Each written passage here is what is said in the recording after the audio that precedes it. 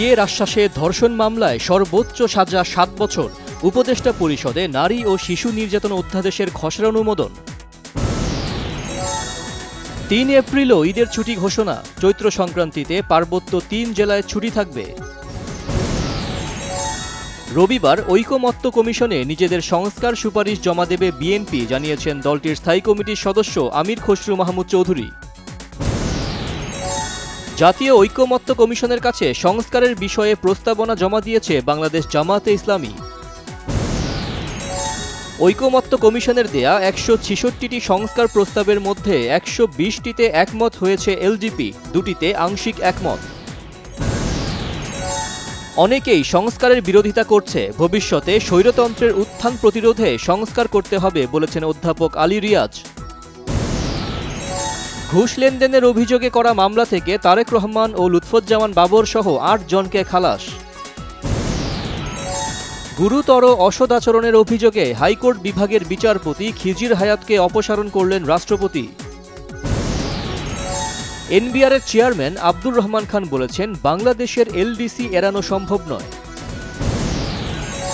বাংলাদেশে সংখ্যালঘুদের সুরক্ষায় অন্তর্বর্তী সরকারের পদক্ষেপকে স্বাগত জানিয়েছে যুক্তরাষ্ট্র। এটি অব্যাহত থাকবে বলে প্রত্যাশা মার্কিন পররাষ্ট্র দপ্তরের। জাতীয় পার্টির চেয়ারম্যান জিএম কাদেরের বিরুদ্ধে চাঁদাবাজি, মনোনয়ন বাণিজ্য ও দলীয় ফান্ডের টাকা আত্মসাতের অভিযোগ অনুসন্ধান শুরু দুদকের। নির্বাচন কমিশনের বৈঠকে জাতীয় সংসদ নির্বাচনের ৫ এজেন্ডা নিয়ে আলোচনা।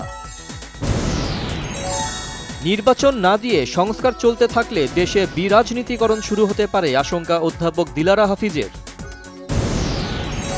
পাবনার ঈশ্বরদীতে ট্রাক চাপায় সিএনজি অটোরিকশার ৫ যাত্রী নিহত। গাজায় স্থল অভিযানে একদিনে আরও ৯৫ ফিলিস্তিনিকে হত্যা করেছে ইসরায়েলি বাহিনী। প্রেসিডেন্ট নির্বাচনের প্রভাবশালী প্রার্থী ইস্তাম্বুলের মেয়র একরেম ইমামোগলুকে গ্রেফতারের প্রতিবাদে বিক্ষোভ, ধরপাকড়। শিলং গেল বাংলাদেশ ফুটবল দল। মঙ্গলবার ভারতের বিপক্ষে এশিয়ান কাপ বাছাই ম্যাচ। অবৈধ বোলিং অ্যাকশনের দায় থেকে সাকিবের মুক্তি, বৈধতা দিল ইংল্যান্ডের লাফবোরো বিশ্ববিদ্যালয়ের পরীক্ষার রিপোর্ট। দুর্বলতা কাটাতে ঘণ্টার পর ঘণ্টা গোসলখানায় অনুশীলন করতেন বলিউড অভিনেতা হৃতিক রোশন।